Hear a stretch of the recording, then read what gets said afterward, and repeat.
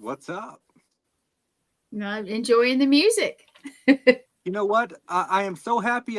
When I generated that song, it ended up being like 3.5 minutes long, so I can pick and choose what sections I want to use, and I love that. I do too. So we're up for another great episode this week. We're going to have Ron and Lourdes coming on. I know you've had them on previous shows in the past. Loved it. Just one. I was lucky enough to have them on one, and I loved it. And that was Chad's show, correct? Yeah, but he was sick, so I did it alone. I wasn't going to miss him. No. But I think it's going to be a great show. They have a lot of stuff that we're going to talk about. Typically, I sit down and write down questions, but we'll get to that in a few minutes because I don't want to hold them in the back screen. So, everyone, please welcome to the Paranormal Unveiled Podcast, Ron and Lourdes.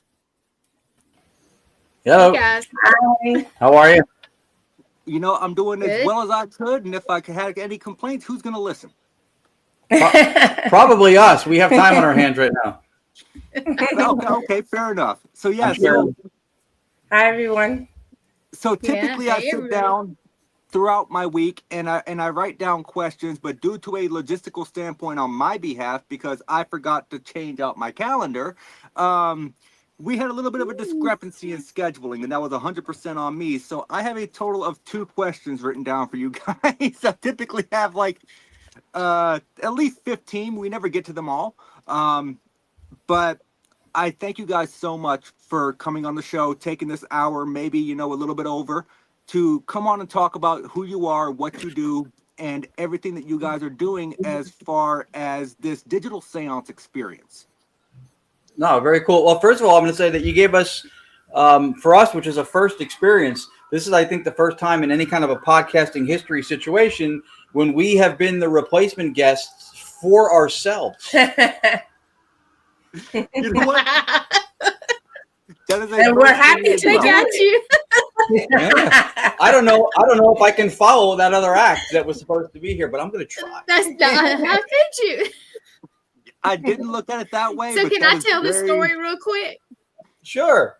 I have to tell you, I don't sleep well, and I see somebody else doesn't either. So I get this message, and I'm like, "Oh, it's Ron," and he goes, Did I say? I can see his face going, yeah. Did I say that? And I was like, dude, he's asleep. I'm confused. I said, I'll send him a message in the morning. He said, and you did too, and it was like. Then I get this message this morning. My phone started dinging. So good job, Nate. Good job. No, but let's go a little further. He liked the post of the rescheduling. Yeah, I did. I saw that he was looking for, and I even looked at. And it was the week before, so I didn't look at the date. And when he's looking for a guest, I said, let me like this, maybe, put some attention on it. I didn't look at the date. And then yesterday, I'm like, there's no promotional stuff for the episode. And then I looked, I was like, wait a minute. That replacement show is us. 100%. Am I canceling shows in my sleep? How did I do this? 100% on me. Growing pains of starting a new podcast. I mean, I'm new at this. Look, I went and bought some whiteout. Like literally, I got some whiteout 2 days so I can fix those physically on my calendar. So there's actually 2 more coming up that I noticed on my calendar through this experience. Yeah, no worries. It's good. But you know what? We got it all situated. We got it all figured out. It happens. Yep, that's what I was gonna say. It happens, and it all worked out. So that's it. Yeah. So I'm stoked for that. You guys couldn't tell when you were telling that story. I'm sitting over here blushing because I'm like, this is so embarrassing that I did this, because I'm kind of like a perfectionist. So for me, this was a huge mistake on my behalf. Yeah. Well, like I said, and she said it, like, I missed it too. I could have caught it 5 days ago, and I liked the post, and I was like, I didn't look at the date. I was just, all right, needs a replacement thing. And then the week of, we look at our calendar, go, all right, well, do we have anything this week? The week of. And then I looked at it and went, oh yeah, we have Nathan's show on Wednesday. And then I was like, where's the promo? Oh, wait a minute. That's us.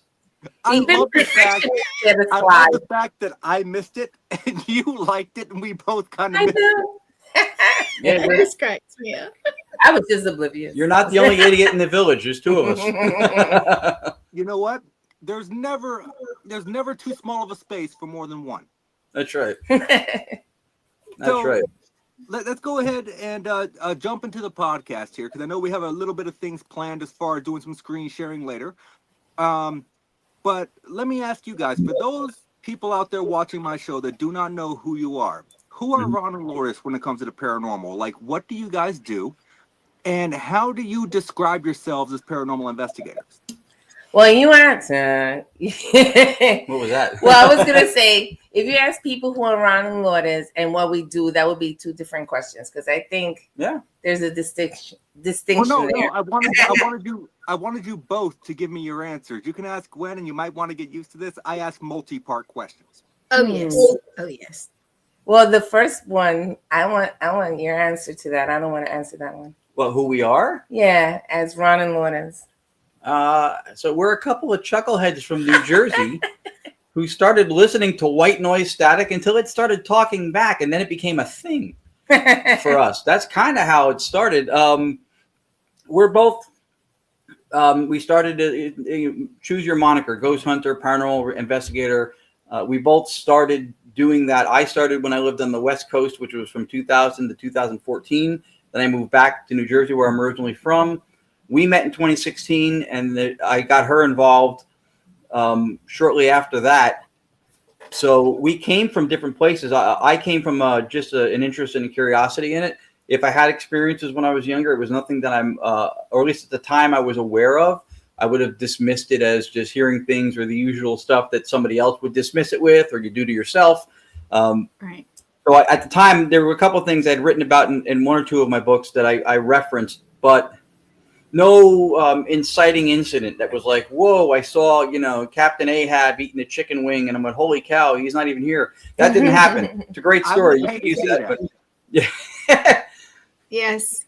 But flash forward in Los Angeles, when I was there, I was at an event with like 30 people, the Glen Tavern in Santa Paula, California, one of whom was Chad Lindbergh from Fast and Furious, and he did a show with John L. Tenney, which I will never, ever remember the name of the show. Somebody probably will. And he was doing, they were doing a spirit box session, 30 people on the 3rd floor, and everybody introduced themselves. He was last. And after he introduced his name, he goes, hi, I'm Chad. It was maybe 15 to 25 seconds. I probably have a different time frame every time I do a podcast. It was under 30 seconds for sure. And a voice went, I know Chad. And I was like, what is that? And what do I have to do? What crime do I need to commit to get my hands on one of those things? It was an SB7. And this whole real-time communication thing just took me by storm. I was like, wow, you don't have to just record it and play it later. You can, all right. So that got me hooked on ITC or instrumental transcommunication, which will lead up to what we do. I don't know if you want to tell your how you got involved or your affiliation with the field before you were in it. Well, unlike him, I was born like into the paranormal. So my family practices espiritismo. So out of 10 children, and this includes the men, not just the women, the men usually did the instruments or whatever. So my mom did not practice, but as a young child, I was around it all the time, and we would go to they called them parties, but I guess there would be ceremonies, rituals, whatever you choose to describe it. And I saw What's up, Josh? my cousin was channeling, and they were physical mediums. So my cousin was channeling, and she bumped into my mom, who then started channeling. And I got traumatized by that because I was very young, and my brother too, because there's two of us. So I don't know what happened after that, but everything, she was fine. She couldn't remember what happened. And so I was traumatized. Okay, flash forward, I have experiences, dreaming, stuff like that. But I was very like, I'm not doing that anymore. I don't want to go. And I didn't. And I shied away from it. So I knew the paranormal, which we describe as paranormal, is real, but I shied away from it. But I respected it. So flash forward, I'm going to describe as the second part of my life. I find myself dating again. And I use a dating app first time in my life. And I see this gentleman right here. And it says, Ghost Hunter. And Ghost Hunter. I'm like, all right. I like this. So then, we hit it off and, whatever. And then we find ourselves, I find myself getting back into it. And so I jumped, it just came natural. I didn't think about the trauma, even though it may still be in the back of my head there. But, it was just easy. And I was hooked, fascinated, boom, right back in. And that was it. Yeah. I love that. And for the record, it's very rare when you use a dating app that you actually come across someone who you feel like is your physical, actual person. So... yeah, seriously, because that was my first time, and that was my concern. And I'm like, holy shit! Wait a minute, I think this is the one. yeah. I'm like, the one I've been looking for all this time. I included that because I figured it's going to have one of three effects. Either the person's going to find this completely intriguing, or they're an enthusiast and they also thought about maybe doing it, or they've had experiences, or they're going to think I am the most ridiculous and dumb person on the planet. And all of those things I want to know up front. There you go. Yes. So can I tell you back when I actually used dating apps after me and my ex separated, I actually put that in my description as well. There were people that were just like, literally they contacted me like, well, I think you look good, but that's crazy. I have no interest. Yeah. And then there's other ones like, well, that's intriguing. It wasn't that they wanted to go on a date. They just wanted to talk about it. Yes. And I'm fine with that as well. Because, I'll talk to pretty much anybody as long as the conversation stays cordial. I don't mind. Yep. I'm a very friendly person. But then you have those other ones.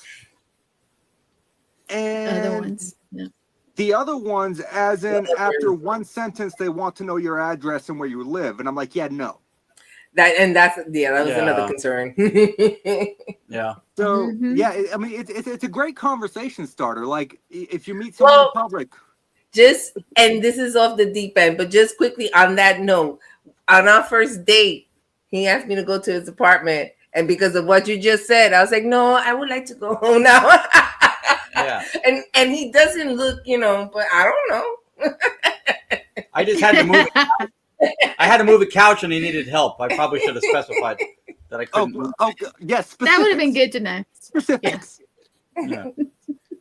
So considering the fact that you guys are so far deep into instrumental transcommunication, I have to ask, because I personally, from my own opinion, think it's a piece of crap equipment. What do you think of their DR60 recorders? So The jury is out on those. What I have found is that a lot of people who don't like them don't have them, and a lot of people who do have them seem to like them. I finally broke down and got one about a year or so ago because I felt, well, two reasons. I felt like if we were doing something that was cutting edge as far as ITC goes, I wanted to have the recorder that was supposed to be cutting edge for EVP. And I figured if it's not all it's hyped up to be, I can put it on eBay. And with that money, purchase the New York Knicks, if I'm not mistaken, for how much they sell for. Yeah, so they're expensive. So I had a friend who had one who gave me a deal on it, and then he let me pay it off over time, just to make it more digestible, which I appreciated. So what made me break down and do it also was I was at an event with Robert and Sandra Bandoff of Bearfort Paranormal in New Jersey, and we did an EVP in the basement of what was the house that was they have an exhibit at the Pine Bush Museum for it too. Patchett House. Yeah. And we did an EVP session, and I had 2 good recorders, and he had one of those. And he got 3 pretty damn clear answers to 4 questions, and I got none of them on 2 recorders. And I went, I'm going to try it. I'm just going to try it. If it doesn't pan out, I'll sell it. I think the same thing that makes it work is probably what makes it not always sound good when it gets stuff, which is seems like there's an internal mechanism that's creating a white noise bed that's probably aiding in audio and that's why support. I love it. But go ahead. That's why I love it, because it supports what we do. Mm-hmm. Because we believe that what we do with the white noise generator, filtering in real time and slowing it down, is with resonance, and the same thing is happening with the DR60. Yeah, it's something with the mechanism is causing some white noise bed that's causing resonance, and they get recordings. I mean, they get the EVPs. But I do agree with you. Sometimes there's shit, but sometimes you can get some good ones. I've definitely heard some good ones, but let's face it, you can go and buy a $25 recorder at Walmart and get really good EVP. Yeah. So it just depends on the circumstance and the frequency that the spirit is speaking at, to be honest. But most of the time, okay, yeah, go ahead. Most of the time when it comes to the DR60, like most of the stuff that I hear is jumbled. But when it does come out clear, it's clear. Yeah. You know, with the new recorders, and this is of course opinion, but I think with that, because it may not have a noise bed that is so pronounced, that perhaps that white noise is coming from environmental, and that's how you pick up EVPs, which also supports what we do. Right. But I do agree with you in the difference. I've gotten more EVPs with it, but probably not the best, clearest ones I've ever got with it. So it's got a consistency over quality, I think, a little bit so far, is what I found. And again, it was for me, it was checking a box to satisfy a curiosity. I love that. It's supposed to be the best of the best in these recorders. Mm-hmm. And I had seen it in several instances when people got stuff that I wasn't getting, some of which was very clear. He's a collector because he has a couple of ghost boxes. That's something that is of history. Yeah, that's, that's part of it. That's why he needed one. I can't say anything. I collect like antique cameras, so I can't say anything. I still use antique cameras on investigations. I use the old still frame exposures and stuff. I have an 8mm camera that I use. I love it. But it makes sense, and that's why every time I do an EVP recording, I typically have white noise playing on my phone because I'm trying to integrate that white noise into the recording. It doesn't exactly work the way it should, but it works well enough.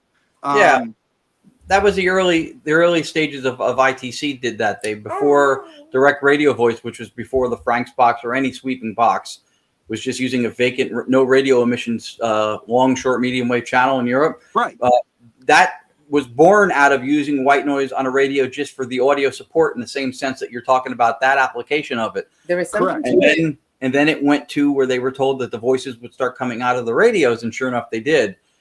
So, yeah, I mean, there's something to it for sure as far as that goes.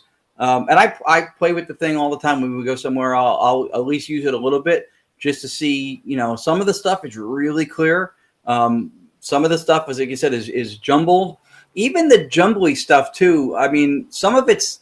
I think there's too many variations in sound or audio spikes to attribute that to a mechanism that wouldn't, I don't think, fluctuate that much. So whatever it's picking up, even if it's not audible, it's interesting because it's got fluctuations with these roaring spikes that still other recorders aren't picking up. So I never looked at it in that aspect. That's actually a very good point. It's an investment that you could literally. It's like buying a house for $100,000 and then flipping it for anywhere between 99,000 to 101,000. You'll get back what you put into it if you sell it. If you don't need to keep it for whatever reason. Yeah, because I know if I want to buy one, I'm going to have to take out a second mortgage on a house I don't even own. I mean, I'm just going to find someone's house. And it's funny because I love it, but I refuse. But I love it. But I'm glad that he did. So, you have to watch. You have to watch the market for it too, like on eBay and stuff, because some people will sell them cheap, and there's nothing wrong with them. They don't know what they have. Sometimes if there's a lot of them on the market, then the price comes down to $1,500, $2,000. If there aren't a lot of them out there, or they're in really pristine condition, then you'll see them anywhere between $3,000 to $5,000. Yeah. So it's almost like watching the market to get it and get rid of it, if that's what you're looking to do. Yeah. I actually back in 2006, I owned one of those. Oh wow, okay.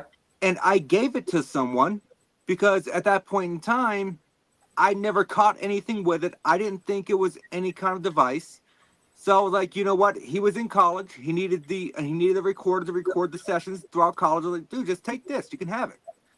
And now I'm kicking myself in the ass for it. You gave him an electronic scholarship is what you did. Yeah, pretty much. But you know what? Every time we're at an antique store, I try to see if we find one. Not every time, but when we do, every once in a while, let's see if they have recorders. Yeah. Because you never know. You may come across one. Ooh, did I say it? I know the white noise goes very deeply into what you guys do with the Digital Séance Experience. Yeah. So I know you guys at one point did work with a device called the Staticom. I don't know if that's something we can talk about or not. I didn't ask you before the show. I didn't have time. That's right. Yeah, we can address it. So there's no device called the Staticom. Staticom is a name of a method. We were doing direct radio voice for 3 or so years. For a period of time, we were partnered with Tony Rathman. When we removed the radio as a source of the white noise, which we did as a collective, we changed the name because DRV or direct radio voice didn't seem appropriate without a radio. Then we have since gone in our own directions with our own research and work. And so since the name Staticom had been given to him by a friend of his, he ran with that. And then we went to a name that we had used for live events, which was initially Digital Séance Initiative, which was the title of my third book. And then we eventually said, well, this is for people when we bring it out, we're giving them an experience. So we went with Digital Séance Experience. And also that was a little bit more, I think, dear to our hearts because of the seance element of it was something I came up with because we would do events. And if we were in common areas where they had like, the snacks and the seating area and people's home base for their cases, voices would be coming through from the other side or wherever you want to call it. And people were missing it because they were popping open soda cans and like ripping open Cheeto bags and like they're not hearing what's going on. So I went, what in our field do we have when people are focused and their intentions and their attention and intentions are all focused right and quiet and they're listening? A seance, the old seances, hands on the table, everybody's kind of like that's what I wanted. So we went with the seance name. So that's what got us to where we are. But that was all derivative from back in 2019 when for 3 years we brought direct radio voice back during what was probably anywhere between 20-25 years of sweeping ghost boxes and that whole modality dominating the landscape. It was synonymous. I call it the Q-tip of ITC because you think about ITC work, you think about a box, right? Most people a sweeping ghost box or spirit box. But this method predated it, and the efficacy of the method, I would argue, was far superior. It was a journey, right? Because we started in 2019, and we weren't putting it out there. When did we? What year? What year did we start putting it out there? I was at least 2 years later. 2 years later, and we were still doing direct radio voice. Yes, so it was at least 2 years before we even started putting it out there, and we were experimenting and doing all sorts of things. And it was just, we started, and like he said, we partnered up, but it was at least 2 years, right? Yeah, at least 2 years we were doing it. Just with the radio. Before people even knew what we were doing. Yeah, blending frequencies and tone generators, heterodyning frequencies. We were doing a lot of that stuff for at least 2 years or so before we partnered up. And then things went in a completely different direction. At some point, just prior to when we partnered with Tony, we worked with, or I had conversations with a gentleman named Keith Clark from Florida, who's with his group, or his logo is Paranormal.com, and he was doing live filtration with the V of noise. And so I asked him, would that work? Would that gel with direct radio voice? He goes, well, you can't put a ghost box through it because you're looking for vocals as an anomaly. And if you run something that's sweeping up vocal fragments through something that's filtering for vocals, it's like going to the beach and dropping a whole bunch of coins and rings and jewelry and then coming back an hour later with a metal detector going, look what I found. You put it there, right? You're contaminating your own inquiry. So good point. He introduced us to that, and we used it a little bit. Then we got away from it, but there was something about it that was tugging on the heartstrings a little bit. There's something to this, and then we started doing it full on. And essentially, I can tell you what that is. What that is, yeah, what that is, and what we do now with the Digital Séance is we're doing everything people do with audio capture in the paranormal. When they go home, they put it in software, they denoise it, amplify it, they slow it down. We do all that in real time, and particularly the slowing down part was something that I conceived of because I had an episode where we were somewhere in Vernon, New Jersey, and my mother and her mother, I believe, my grandmother came through. At least that's what it sounded like, and from what the words were spoken. And I only caught it at 50% slowed down when I got home. Where on the recording, I sound intoxicated, but the voices were supremely clear. You could hear the emotion, the gender. And I was like, this reminds me, and this is why it's important to have reverence and familiarity with those whose shoulders we stand on doing this work. Today, Konstantin Radove, who before they were EVPs, they used to be called Radove voices, said that these vocals come in not only faster than the human ear can hear them, we can detect them, they come in faster than the human vocal tract is capable of speaking. Correct. And I remembered it at that moment. I went, we have to figure out how to slow this shit down in real time because we're missing opportunities, I think. And even still now, some of them come in too fast. Absolutely. And so when we were contemplating, because, when we were contemplating about it, we were going back and forth. And I remember when he first started doing the software and the radio voice, I heard voices immediately. Mm-hmm. It may have sounded like noise to him, but I heard them. I couldn't understand what they were saying. But I remember thinking, this must be what a medium feels like when they first come into what's going on. When they're first aware of what's going on, and it's overwhelming because I'm like, there are voices here. And that fascinated me because the reason why I got hooked again was because of EVP work. And to me, it was the purest form to that of voices, like where's that voice coming from? Because I know there's no words in there, and I know there's no radio in there. I know that there's no white noise, and I know there's voices there. Just like an EVP, when you know you're the only one there, and and you get a voice. So I was like, so we kept, and then we just kind of just went back. I think that's made probably because it was just fascinating. Yeah, it was a multitude of voices, and that was part of the journey in the beginning, was trying to without killing what we were trying to ascertain from the noise or what we were trying to get from it, without overgating it, but at the same time. And that's where all the work comes in, because he was able to now then get those voices where you can hear them clearly. And now we get relevant responses and sometimes meaningful responses for people. So that's the difference of, the work has produced that, I guess, or this is happening, I guess. I love that.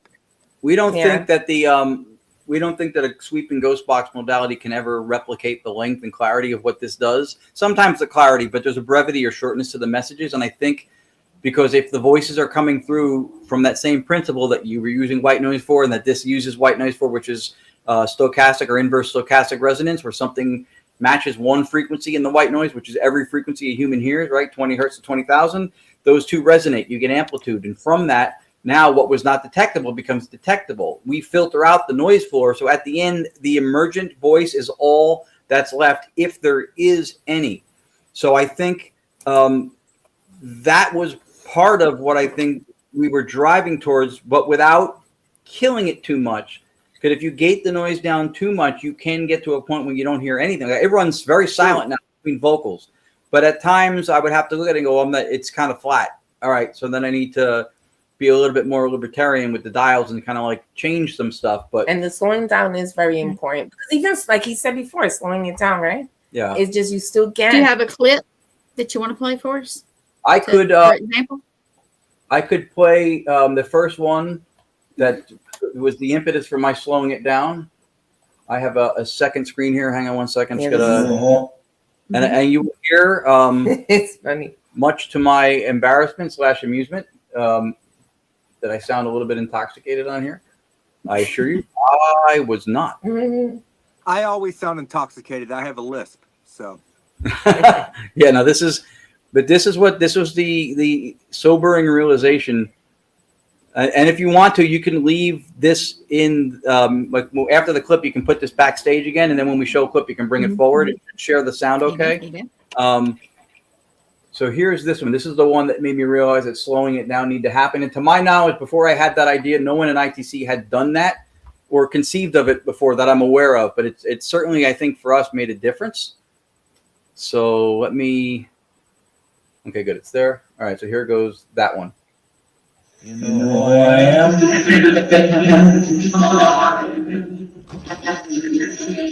It's turned on.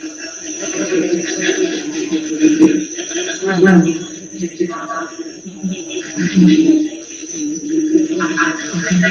mother can be here tonight.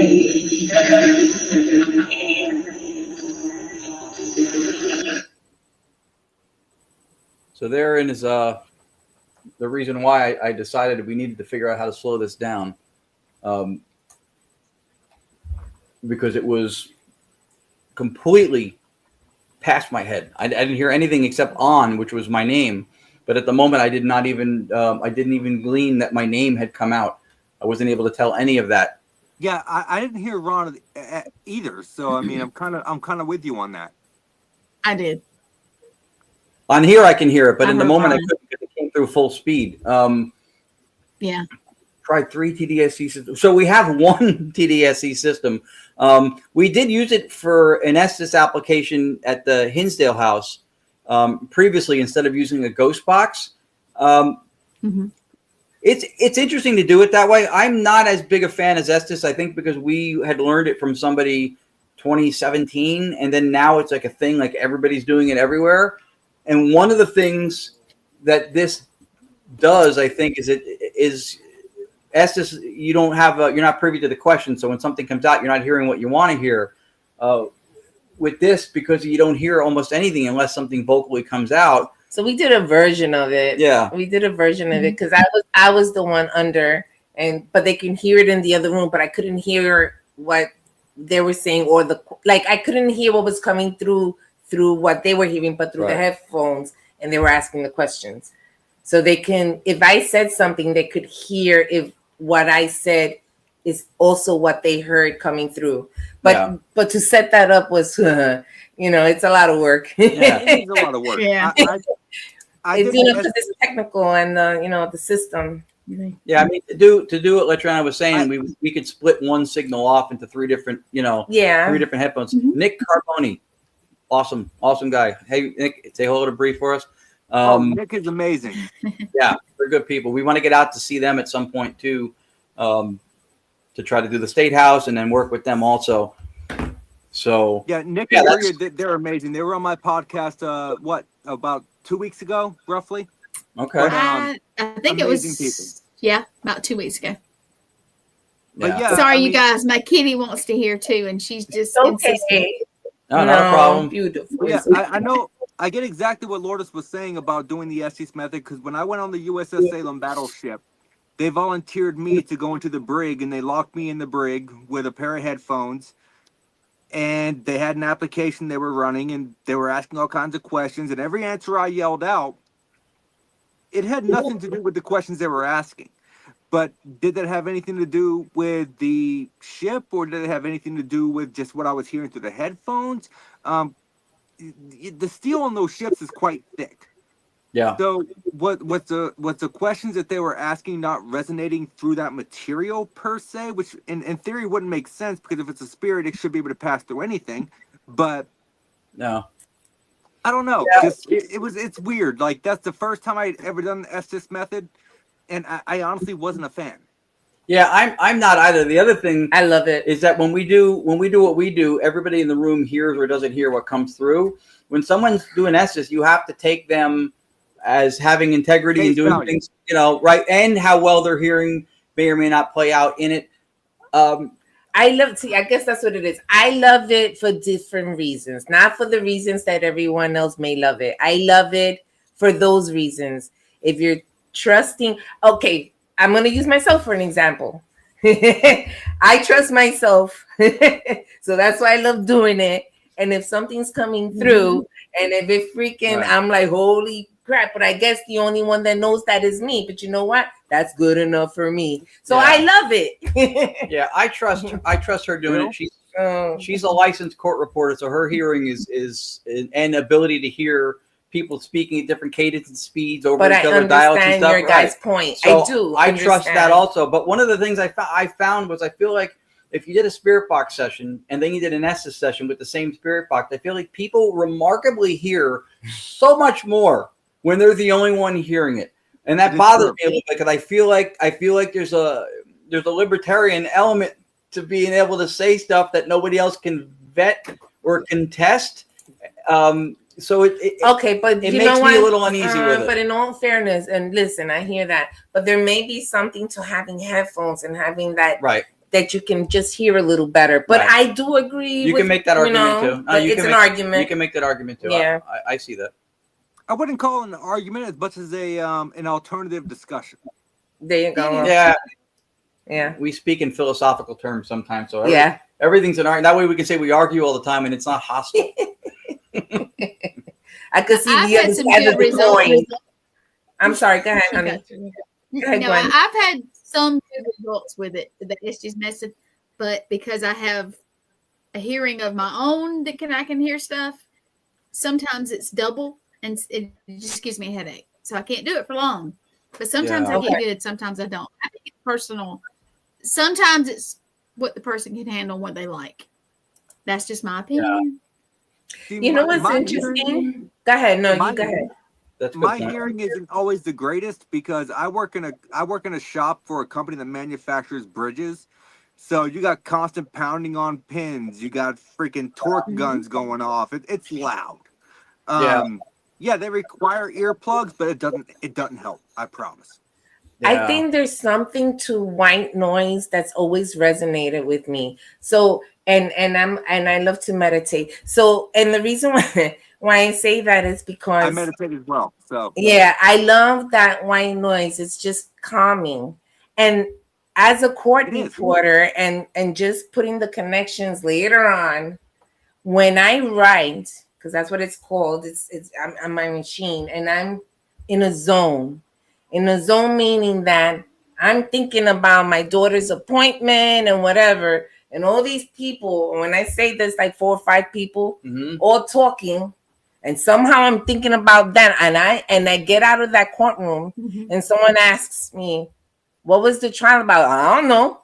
But I go upstairs and it's all there. Yep. It's because I don't listen to words. I listen to sound.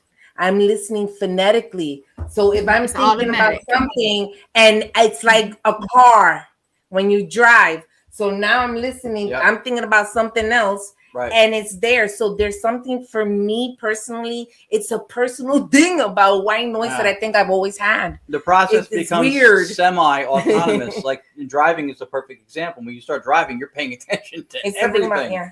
A couple years later, you can stir a cup of coffee, grill a hot dog, put on makeup, listen to tunes, change the radio station, fry an egg, send a fishing pole out the window. Am I going too far?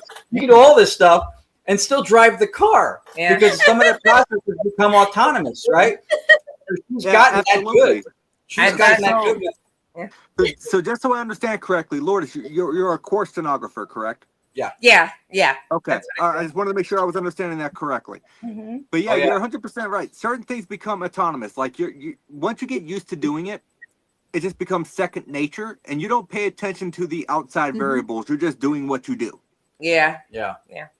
So sometimes that's why it's like, go ahead. Do you guys? No, go ahead. Oh, I already forgot. Go ahead. Yeah. Go ahead. She forgot. Old people problems. It happens. Has there ever been a response that? Look, I get it. Okay, I'm almost 40. I get it. So has there ever been a response that you guys have gotten using your method that just made you kind of step back and go, "Wow"? Oh yeah, I mean that happens a lot because I don't think it ever gets to be old hat or cliche. I think the biggest wows for us is when we take it out in public and people have profound moments when they get things that they didn't expect. Maybe some of them were hoping to get. That for us is the ultimate. When we're home, we can hopefully get whoever wants to come through for us if that happens. But when we take it out, we hope that by doing that, we're providing something for other people. Because it's not a get rich quick thing. It's not a fame thing. We bring it out because we think it's an opportunity to share it with people. And when we do Paracons and expos whenever possible, including this weekend, we're doing a Cryptids and UFOs Paracon in Central Jersey. Yes. We try to get a room, like an exhibit room, because when we do that, we can actually run the method like on the hour, every hour for like a half an hour and let people interact with the system and see if they get something profound, which oftentimes is the case. Mm-hmm. Instead of just displaying videos and laying, the system out for people to look at it like a museum, we felt like an interactivity would be more valuable to them. So that's what we try to bring. So whenever we bring it out, we hope it delivers for people in a personal way. Yeah, for me, there's been 2 wow moments, right? So when we first started, it was about the voices. It was so exciting. So when you first get that voice, I mean, it's always exciting when you get a voice. But when you first get that voice that says like, hey, Ron. Yeah. And he goes, hey, how you doing? Oh, how are you doing? And it actually dialogued in real time. That's a wow moment. Yeah. But the second wow moment, the second wow moment that we had was a 14-year-old young lady who thought her grandmother was coming through, and she had a real life-changing experience right then and there that she'll never forget it in her life. Yeah. Because of a relevant response, she asked about a TV show. Grandma, what kind of TV show? What was the name of the TV show we used to watch? And I'm making up a name because I can't remember it because bad memory, old people problem. But let's say Dr. Roberts. And when the name came out, and I heard the name, whatever it was, and she goes, "Oh my God, that was the show." So for me, those are the 2 wow moments because that made me realize, and I guess for maybe him too, but for me personally, made me realize, oh, this is what we're supposed to be doing. Yeah. It's not about the voices, it's about the message. Not that the voices aren't important, guys, because you can't get the message without the voices. Right. So just saying. But that's what I feel that's the acquisition of the voices in and of itself is not the totality of what's meaningful. That's what she's saying. Yep. And to that point, I wholeheartedly agree. I think in our field, we're so, especially now today, because we worship the neo-priesthood of science, and we're trying to quantify the living crap out of everything to try to somehow substantiate things via science to gain credibility. And we're missing some of that value that she's talking about. I think we fail to read the letter for the sake of describing the envelope. Right? So we're not getting the meaning. We've had 2 firsts on this podcast. Number 1, having to reschedule a guest who was already the guest. Number 2, I think you have out-vocabularied me to the point where I was just at the point of... Yes, he has. Yes. Yes, he has that effect on people. I at one point in my life, not that long ago, the biggest word in my vocabulary was vocabulary. Well, I can tell you, the way you just explained that sounded so technical, but it was so fluid. He's very good. No, I appreciate it. Yeah, I mean, I'm trying to, in certain ways, the stuff that I'm learning, which I'm constantly trying to do, I will own or appropriate certain things to have my own understanding, my own meaning and message from certain aspects of it. But other things I don't tweak or tinker with too much, because if it came across in a way that was digestible to me, that resonated with me, I don't like to over process something that I feel is already refined to the point that it will hit other people. So in those instances, I will quote. I for one understand that, because I do the same thing. Yeah. And I will have people look at me and go, "What the fuck are you talking about?" Yeah. And I'm like, "Look, it made including sense to me. I'll be like, it made sense to me. That's what matters." Yeah. I mean, for us too, it's not. So I'm not an electronics expert. If I which is one of the reasons we found Direct Radio was in 2019. If I was trying to weld and build things with a soldering iron, I would be high-fiving you with fewer fingers. So I don't. So I found a way that was intriguing to me that I couldn't believe was being neglected with Direct Radio Voice. Again, the efficacy of the method was astounding. I couldn't believe nobody was doing it. So that's part of it. But then a lot of what we've taken on as a platform with what we do, especially when we lecture, was to take on a metaphysical position, a philosophical position. Because if you look at the people in the field, and you can go with all the ghost box builders, you can go with all the ITC people, friends of ours, our former partner, you go everybody. There are vocals that are being produced that are unbelievably good from all of these people. Yes. Yet, I agree. we are still arguing for the validity of these vocals in 2025. Why? Because we're taking an 8-inch diameter sphere and we're continually throwing it at a 5-inch diameter hole and wondering why what we're putting out there isn't getting through, because we're not doing anything to the reception part of what we're putting out there. We're just putting it out. Here's another voice. Here's another voice. Here's another voice. If you want to change the game, you have to affect or shift a paradigm, which is a long haul process. It has to do with generations dying off, new people coming in, new ideas being presented.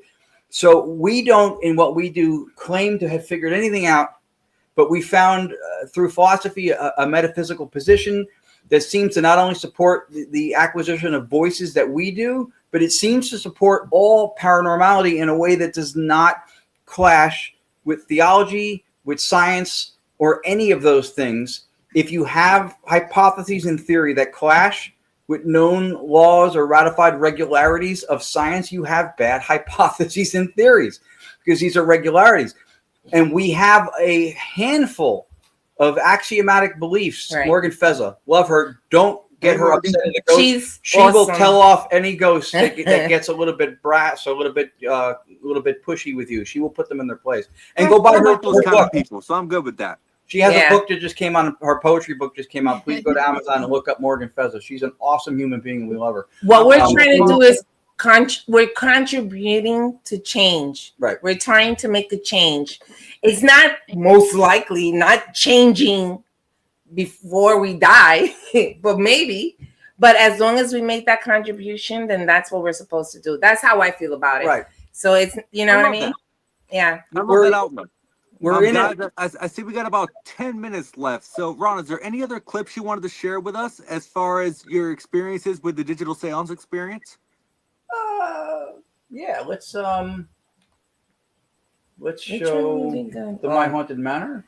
And how about, well, I always love Damnation because you know how he said 10 minutes. Okay. They started. Okay, sorry. They start playing automatically. Do that one then. We can do that one. So let me exit full screen. So I should be shared again too. So God, if you want to bring it in, it's ready. It should be still sharing. Got it? There. Yep, and the sound should still come through. If you don't hear sound, let me know if you don't hear it. They started digging. What would they find?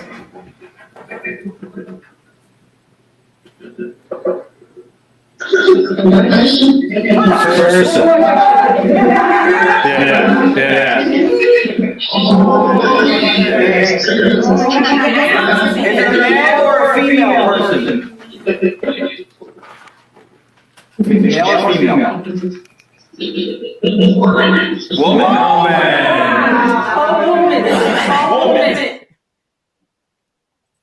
So there's that. That's my haunted manor. What, Samuel Miller Mansion? Samuel Miller Mansion, yep, in Columbia, Pennsylvania. Pennsylvania. Yep. So, I mean, I can show a couple more. Which one? If you want, or yeah, we got time. We got time. okay. You can do what do you what are you on?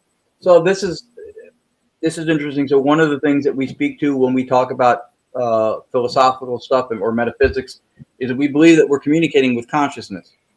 So this voice, and I can clarify what I mean by that more specifically. This voice identifies as consciousness, which we thought was interesting. Okay.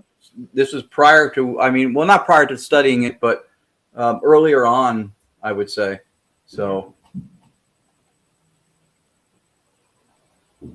oh, hold on, I got it muted, so it wouldn't be blasting right out of the gate. All right, here it goes.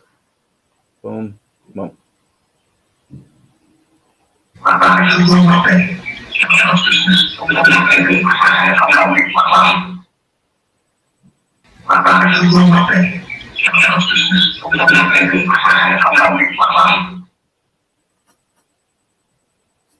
So there's an instant when it was super clear, and I want to hear what he says because I want to hear what did you hear? I'm so interested in what he heard.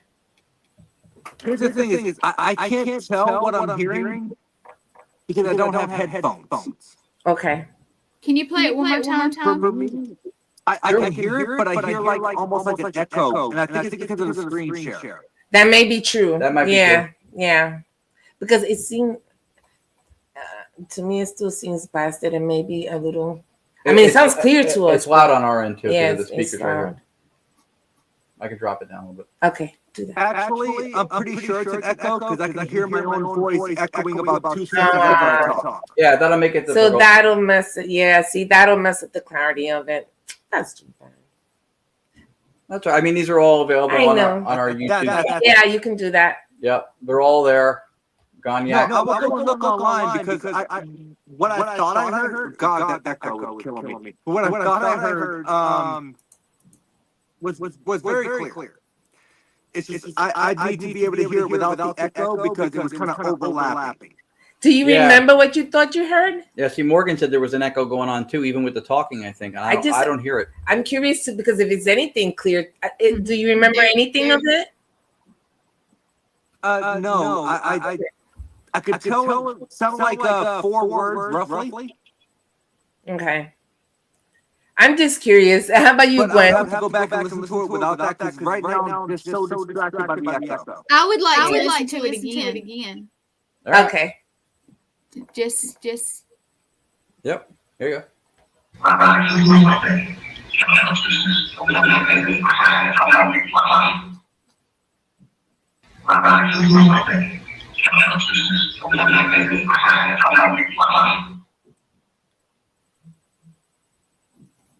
And the word consciousness is one of the. Go ahead. I heard everything it said. But, can I pull it down for a minute so it won't echo? Yeah. Okay. Yeah, for me, I couldn't hear it. The echo was interfering. Okay. Right. No worries. I heard before it started. Which is very unfortunate. But you said I heard it online, already. Right? Okay, I hear you. Okay, and if it wasn't for that, you probably would have heard it. And I'm over. And then you, Nathaniel. I heard the I, and then I heard all, and after that, it kind of got jumbled. Yeah, that's what it is. Okay, just curious. I'm always curious. I want to see what other people, especially. So you triggered me because I heard you like looking. I'm sorry. I know you have a delay. I saw you like not looking. So you triggered me to ask because I do the same thing. So when you did that, I'm like, I'm going to ask him what he heard because I'm very curious. And that's how that happened. Yeah, I should have figured it out before too, because you were hearing stuff on a delay. Mm-hmm. Like after we stopped speaking, it would get to you a couple seconds later. So maybe that's where the echo's coming in. Yeah. Now see me, I look down, but you think I'm looking at the screen. So yeah, that's what I do. No, see, Local I one. look away and I close one eye because I can concentrate better. Yeah. Okay. Everyone Yeah. has their thing, but See, Morgan said it had to be the echo because of the catch is super cool. I would agree. Yeah. It has the word consciousness in it, which to me is It one of the is. clearest things I've heard recorded in ITC just in general from anywhere. It's very clear. Did you But guys yeah, hear the So- I already before the words? I When it heard was the strangers- con. I heard the con, and then the overlap came in. Mm-hmm. yeah. Yeah, because in our end it didn't echo. It was nice Yeah, we and didn't. clear. It's not echoing here Yeah, at all. But Yeah. maybe it's because there is some kind of a Distance. delay. Like I Yeah. said, like we yeah. would stop talking, and then there was a silence, and then a couple seconds later you would start. So there's a lag somewhere that may be what's causing that, and that's fine. Yeah. It's fine. It is what it is. I can find those clips online, right? Yeah. Yep. Yeah, then I'll Yep. go and I'll have a look, and I'll tell you guys exactly what I hear because I find this method completely intriguing. Yes. I have been developing a program over the last several years that is breaking down EVP into human vocal range, so that way you can take your EVP and input it into a program to break it down to the human vocal range to tell whether or not it's actually someone in your group speaking, or if it's something that falls outside of the normal vocal range. Oh, that's interesting. That sounds Yeah. very interesting. Very intriguing. Good luck with that. That sounds cool. It's a little bit of a process. I've hit some hiccups here and there, but you know what? You're going to have that when you're trying to develop something, as you guys know. Yeah. So Yeah, it's just trying to perfect it and make sure I have it where I want it. And then I probably won't even charge anyone for it, to be honest. I'll just probably be like, hey, look, this is here. Download it. If you want to use it, you do. If you don't, you don't. Yeah. Yeah, no, that's cool. And what Morgan pointed out a moment ago too is also a thing where, you know, like I said before, there's a certain brevity to messages on sweeping boxes. We don't seem to have that same constraints with doing something like this, because if it's resonance with white noise, we're not robbing them of that access, which it would do if it hit a frequency where a broadcast was coming in, even That's for a a very good millisecond. point. Yeah. Even for a millisecond, every time I hit the station, it's like hitting a mute button on a phone call. So they would not be available to the white noise. So they may be getting longer messages on ghost boxes, but not having them come through because of the fact that every time it hits the station, the resonance is no longer accessible. It's not part of the process anymore. No, I agree with you, because what I was hearing there was clear, but the issue was when we had that overlap, I couldn't hear exactly what was being said. I have a feeling if I go back and watch on YouTube or wherever you guys post your stuff, I think it's on YouTube, right? Yeah. If I listen to that without the lag, then I'm going to hear it clearly, because I could hear what you guys were talking about, but the overlap was the issue. It's a delay between us, just a little bit. Gwen. Yeah. People can watch it on YouTube. It's Ganya Paranormal, right? Yeah. Yep. Yeah, tell us where to look at everybody, like all your stuff. Tell everybody. Well, so the website is Gonyak Paranormal, GONYAC paranormal.com. Gonyak Paranormal. Also, if you look on YouTube, you will find our stuff. I will have a course out, a metaphysics and paranormality course coming out soon, that I will be making available. So Sign me up. Yeah, me too. I appreciate it. I'm trying to make it affordable. I did a little market research just to kind of see what would sound like a fair price point. There'll be gonna be worthwhile. 2 parts. Each one will be 5 video modules. It'll range from 20 to 30 minutes each. And I'm going to tackle different perspectives and different instances in the field. One of which, and I'm actually speaking for the second year in a row. I haven't announced it on Facebook yet, so I'm doing it here. The Paranormal Research Symposium in Gettysburg. Last year, we went as part of the Staticom team on analytic idealism philosophy and ITC. This year, I'll be going back and speaking on stone tape theory, or what I call the Flintstone tape theory. I love the stone tape theory.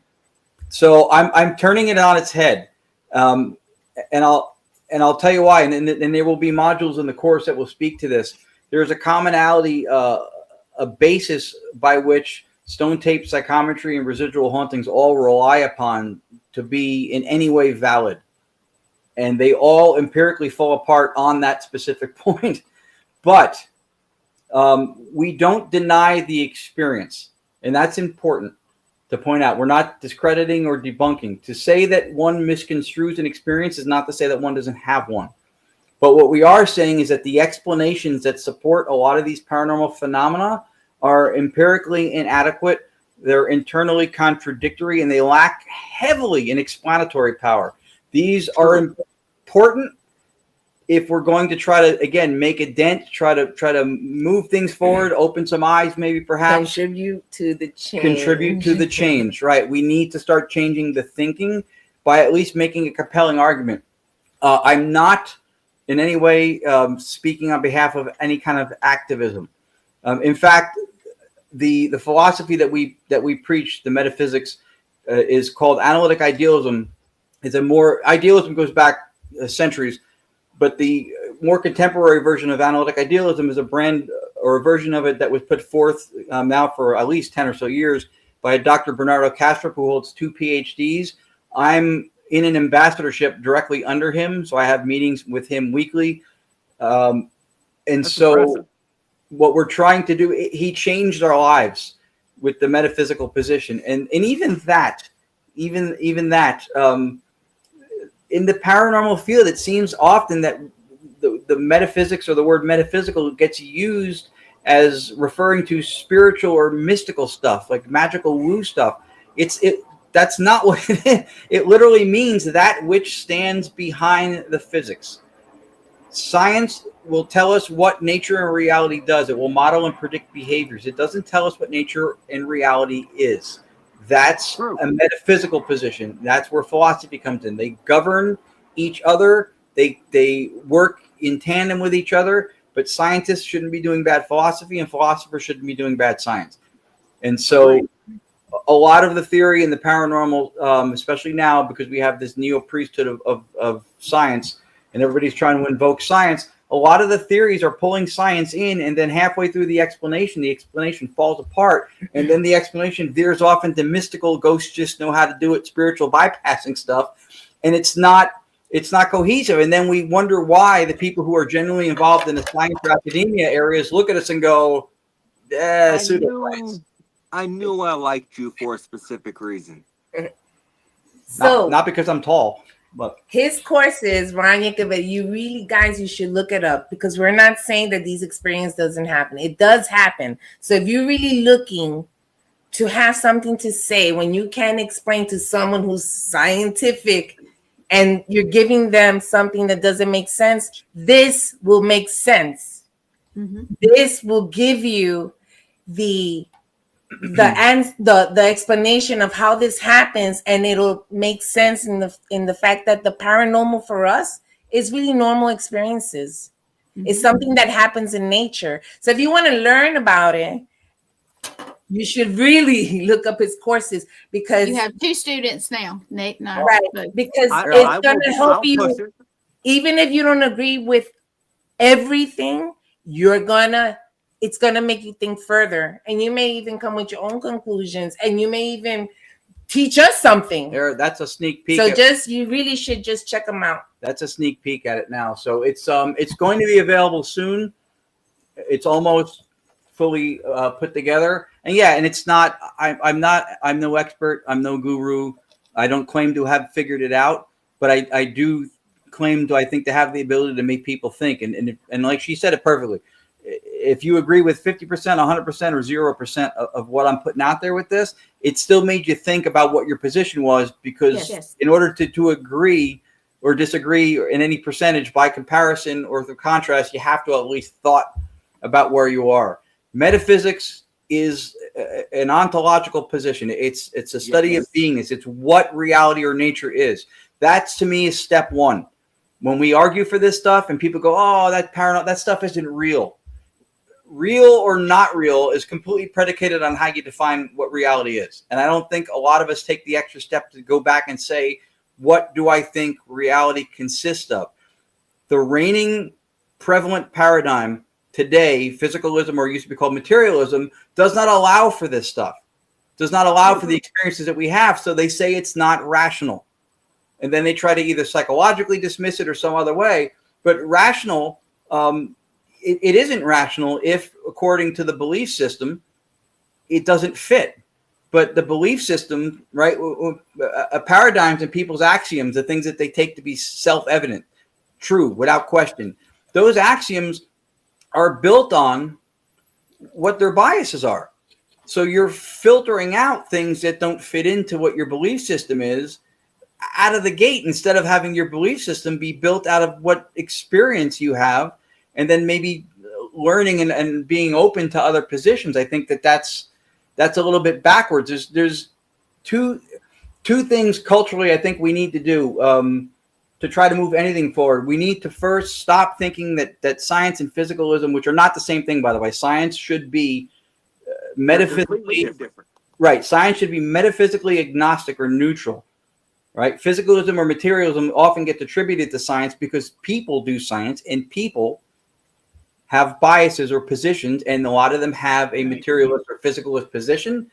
So the first thing we need to stop as an assumption is that the metaphysics of everything from physicalist perspective has all been figured out. Technology is grand. It's doing everything. We've got it all figured out. That's wrong. For one. The second thing is we have to stop thinking is that anything that is true can be said, can be articulated.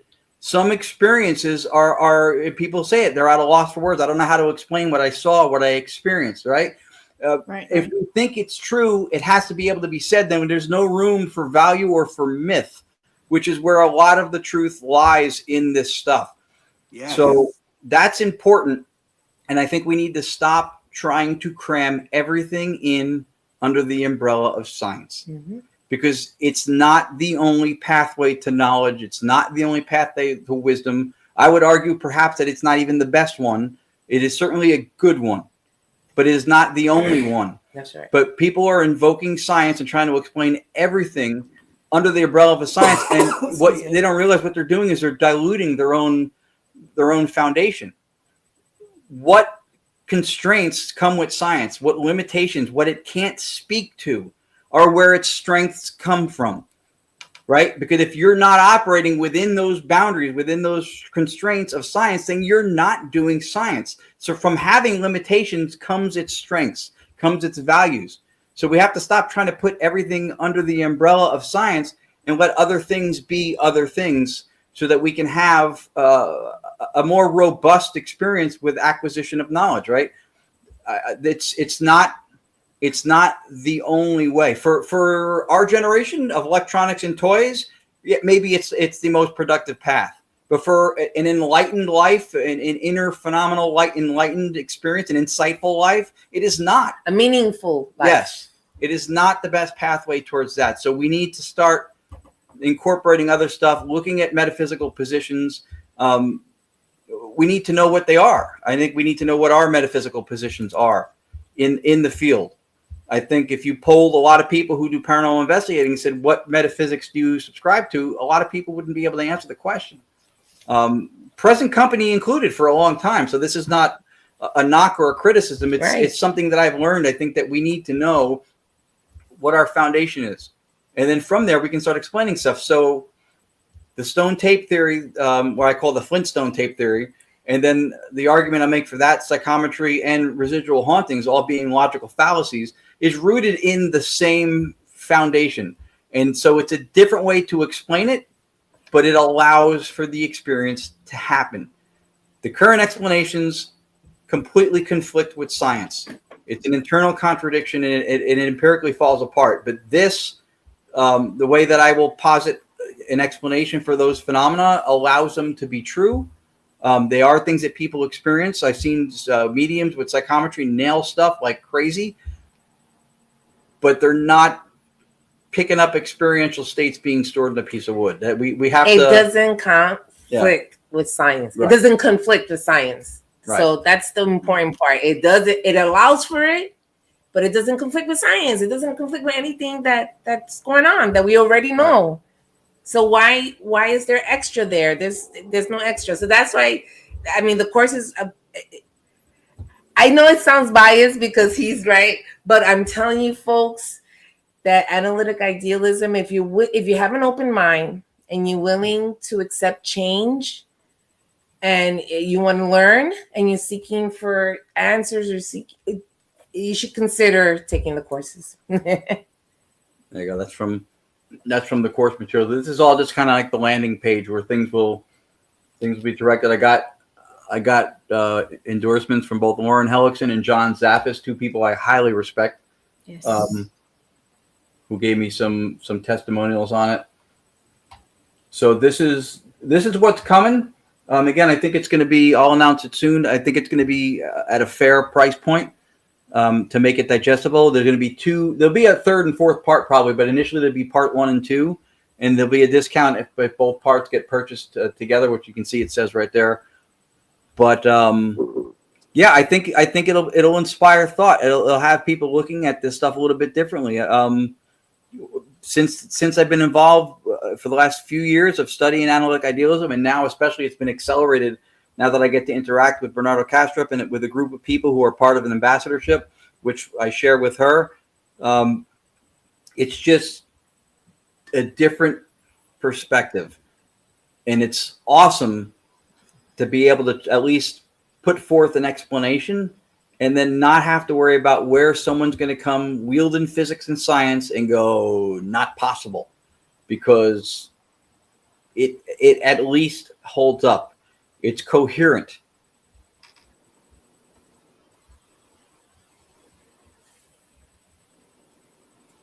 I know he's delayed. Yeah.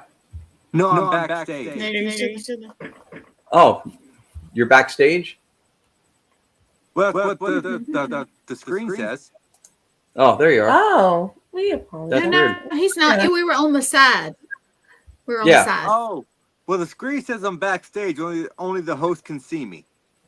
You are the host. You- You can't get sidelined from your own show. Technically, Gwen shares the stuff to me. I join as a guest of Gwen. I'm Okay. just the host. Oh, But You've got all the power. I got it. You were on. Yeah, Yeah, I she got all have the the power. power. Look, that's the power. It's the mouse. Yep. So typically what I like to do is I like to end off every show with, first off, thanking you guys for taking the time to come on and talk with me. Yes. Thank you for having me. I love your outlook. I love what you guys are doing. I cannot wait to see it in person in the Connecticut Paranormal Convention. I know you guys are going to be there. Next month. That's gonna be fun. So before I ask my typical 3 questions, where can people find you? Where do you want to push your brand? Where do you want to push your stuff at? We have our individual Facebook pages.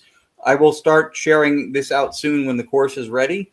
But for now, I guess, right, GonyacParanormal.com, GONYAC, GonyacParanormal.com. Our website, it's got links to events we have coming up. It's got some clips. It's got a bunch The of YouTube page is named the same. Yep, GonyacParanormal.com. Just look up that Gonyac Paranormal. You'll find us. And then my books, the 5 books I have now that are out, are all on Amazon. So in addition to working on the course, book 6, yes, that is my favorite one because it is the newest one. I'm halfway through it, and I love it. I appreciate it. That one has a lot of the influence of analytic idealism philosophy, the work of Dr. Bernardo Kastrup, who I mentioned before. There's a lot of that in there. There will be even more coming in. Book 6 is almost halfway done. So I'm writing the book, putting a course together. I'm up. That's why I'm up a lot. That's why I sleep very little. But listen, we all don't know how much time we have left on this rock. That's true. So are all these books going to be available at the Connecticut Paracon when you guys are there? As long as I'm not out of stock. Yeah, he'll have them. Yeah, I should have them. I should have them all. I should have enough stock on them now, and I can order more in advance. Not most of them, if I need to, but you'll have them.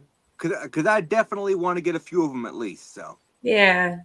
No, yeah, that'd be good. I appreciate it. I every time I sign a book, and I know I did one for your lovely lady from Morgan. 2 of them. This is actually Morgan's book. Okay. Oh, cool. Yep.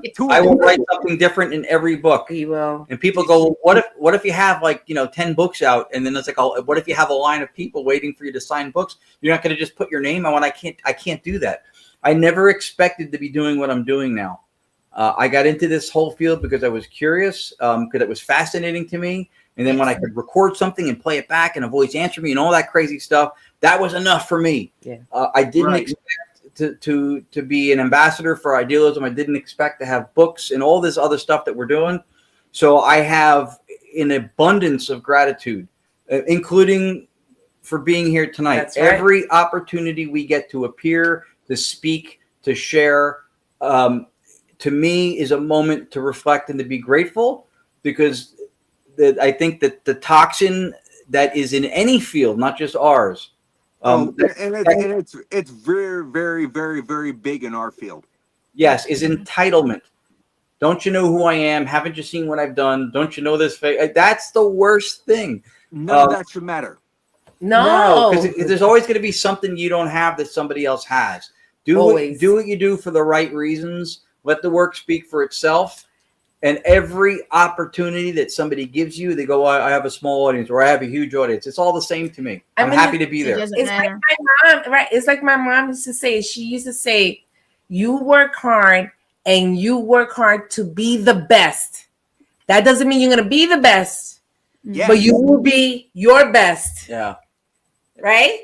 So it depends on the work that you do. That's it. And don't worry about anybody else. And if you do that, watch how things work out for you. Or it's like what my uncle used to say every Thanksgiving. He would look at me and go, did you eat all the turkey? What the fuck are you?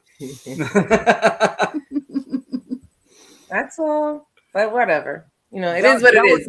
If I was an uncle, that would be my question. I'd turn and look at my nephew and be like, did you eat all the turkey?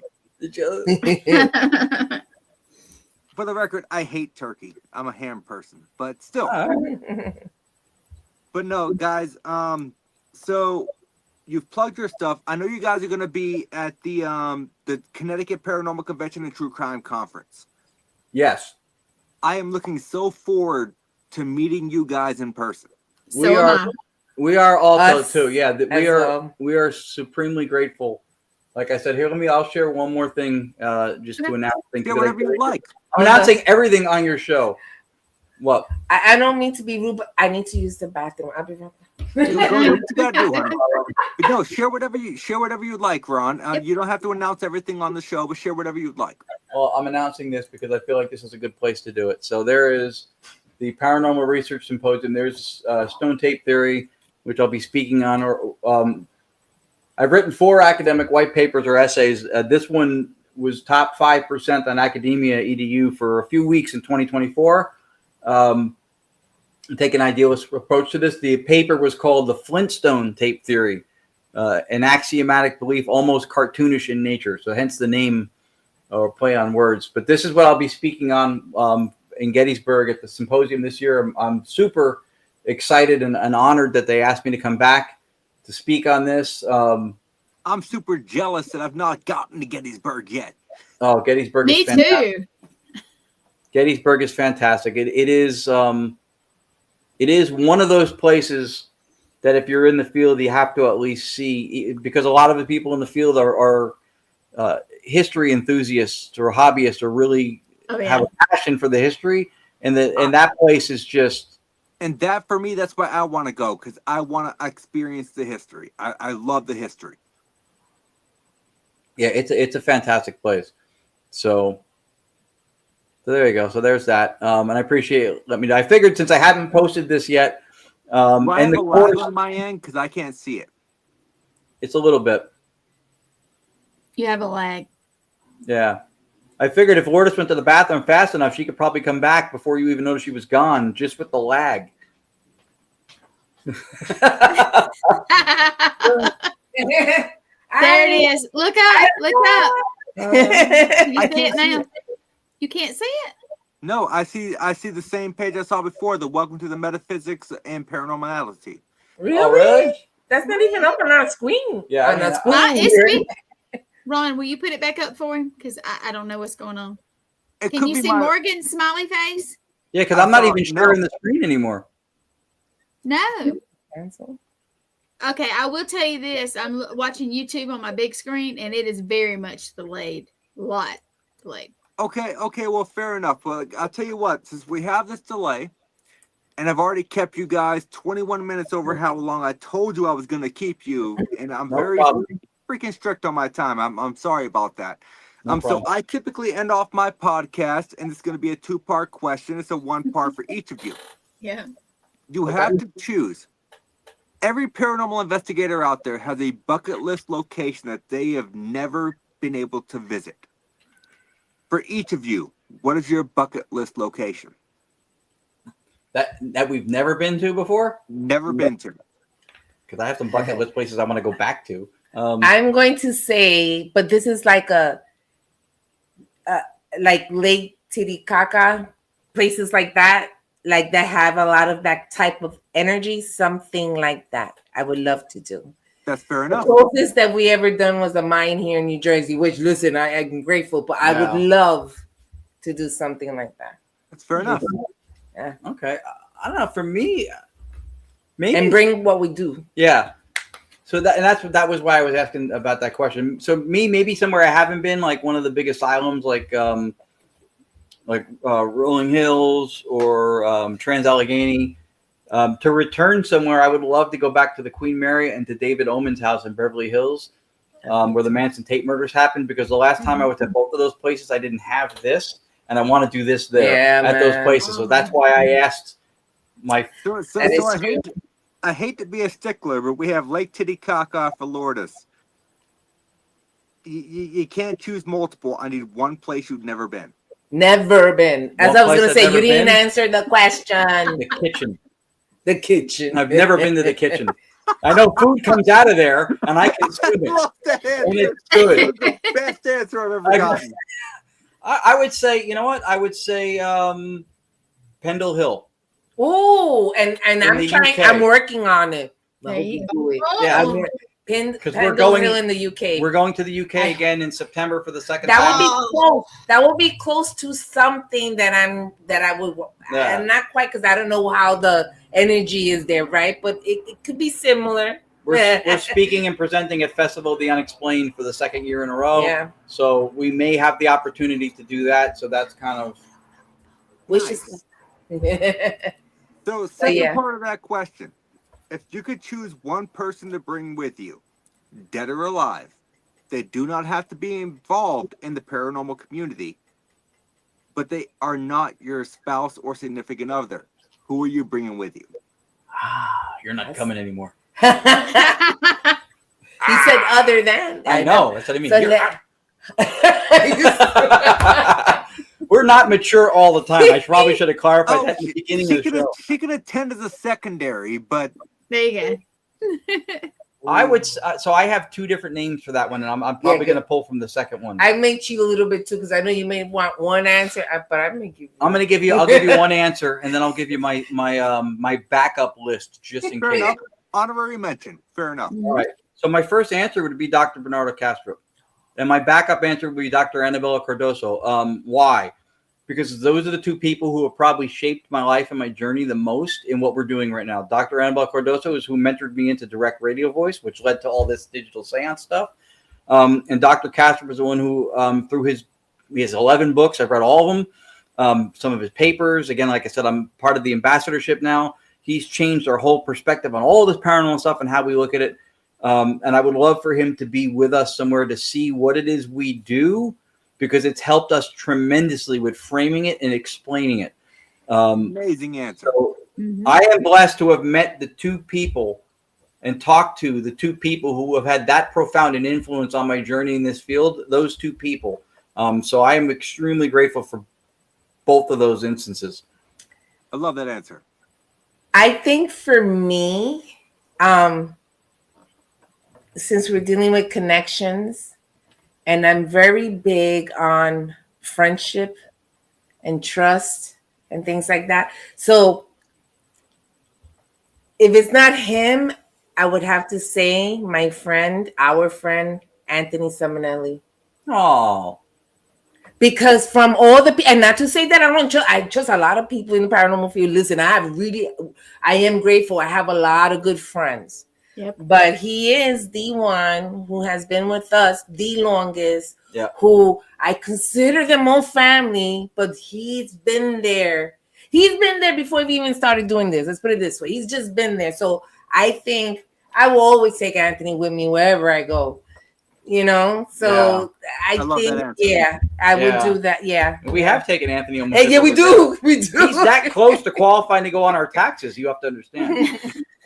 and that for me is probably one of the most heartfelt answers I've heard so far. So I love that answer.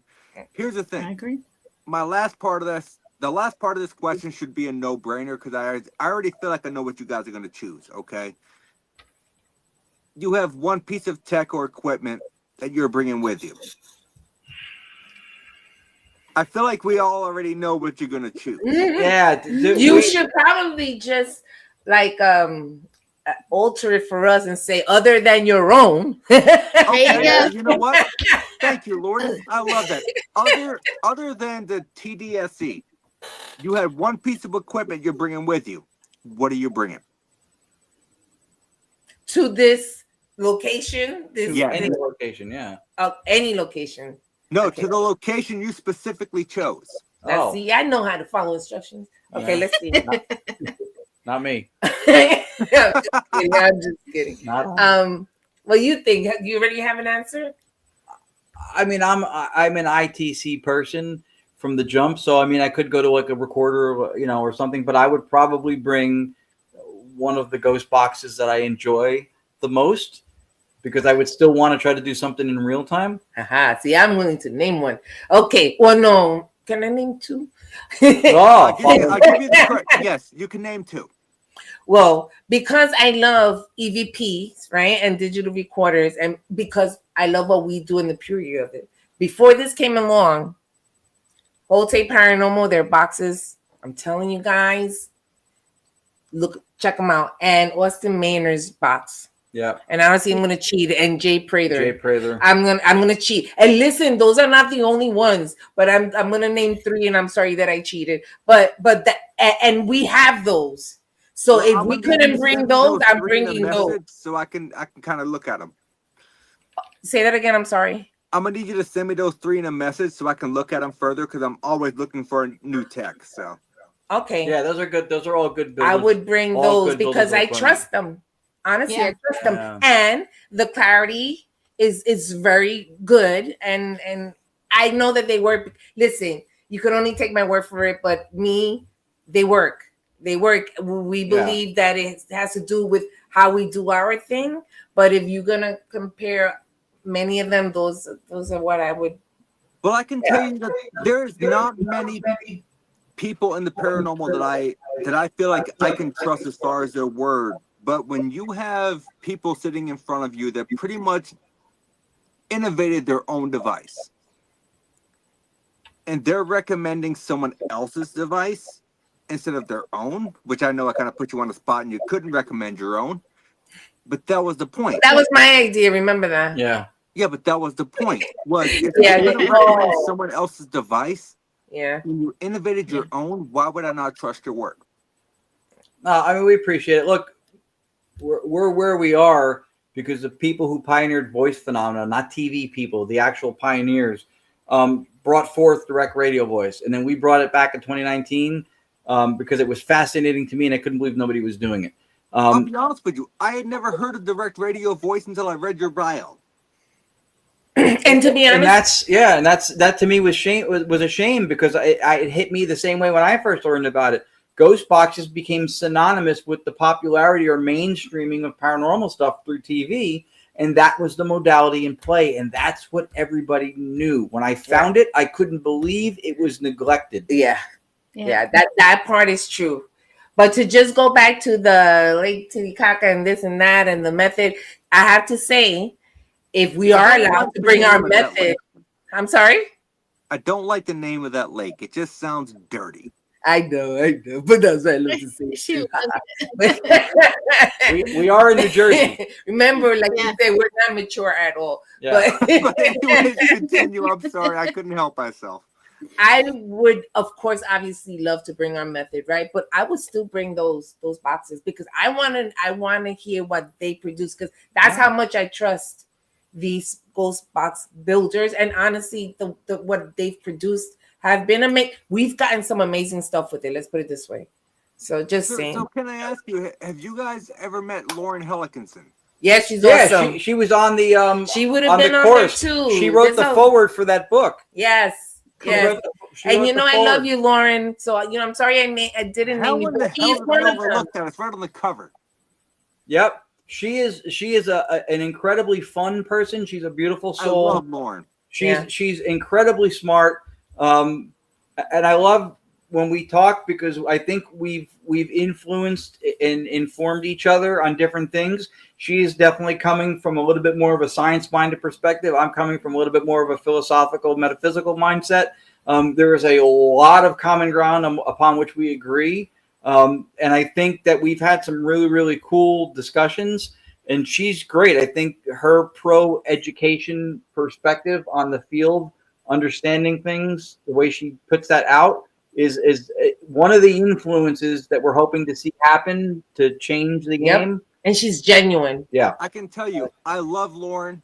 I have one of her crystal pods. It is one of the most accurate devices that I've ever used. I love the crystal pod. And what I loved about Lauren the most, though, was when my son met her at the Salem Paracon. She was describing to him what the device does. And my son straight turned and looked at her and said, I know what the device does. And she said, you do? He said, yeah. It detects electromagnetic energy. That's why you have the antenna. If anything comes within range, it's gonna beep. And she was like, she looked up at me. She's like, I love your son. And I said, I'll sell him to you for a discount. Unfortunately, she wasn't a buyer. But you know what? I think for a future show, I would love to have you guys on with Lauren at the same time. Oh, that'd be a good show. That would be a great show, and it'll give us an opportunity to see her and experience her happy joyness. I love being around her, honestly. She's that type of person. And I wouldn't have to say much. Y'all could just do your thing. But no, I think in a future show, I'm gonna try and see if I can convince Lauren. Since I'm Gwen, can I announce? But the schedule will change yet or not? Yeah.